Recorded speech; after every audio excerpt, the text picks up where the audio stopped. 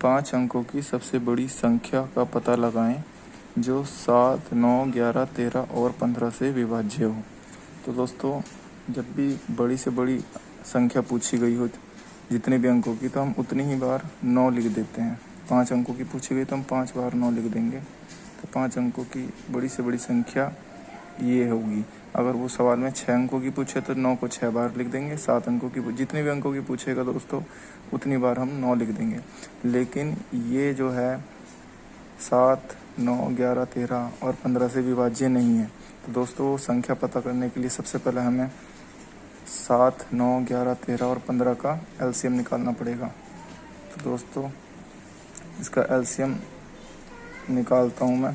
तो दोस्तों, ये देखिए एलसीएम निकालने का तरीका। तो दोस्तों, आप देखिए कोई भी संख्या इसमें कॉमन नहीं है जो किसी एक संख्या से कट जाए, इसलिए मैं इन सब के आपस में मल्टीप्लाई कर लूँगा। ये आ गया। अब दोस्तों, मैंने इनकी मल्टीप्लाई करने के बाद मेरे पास 45, 0, 45 ये संख्या आई जो कि हमारा एलसीएम है। अब दोस्तों, इस एलसीएम से हमें इस संख्या को भाग करनी है।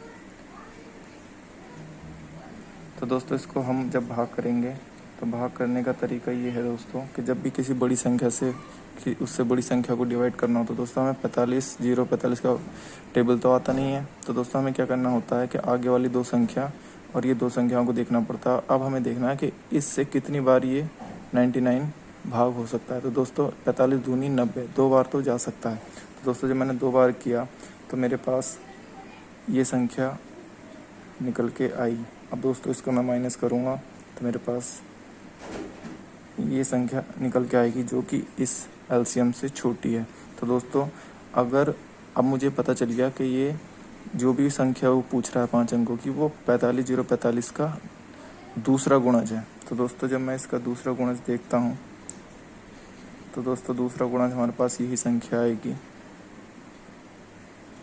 यही हमारा आंसर होगा, क्योंकि दोस्तों अगर हम 45 का तीसरा गुणज लेंगे तो दोस्तों तीसरा गुणज लेने पर ये संख्या 5 अंकों की ना होकर 6 अंकों की हो जाएगी। लेकिन हमसे सवाल में 5 अंकों की पूछा, इसलिए हमें इस एलसीएम का दूसरा गुणज ही लेना पड़ेगा। और यही हमारा ऑप्शन में भी दिख रहा है दोस्तों, देखो यही हमारा आंसर होगा। तो दोस्तों, इस तरह के सवाल आपने एलसीएम एचसीएफ में किए भी होंगे।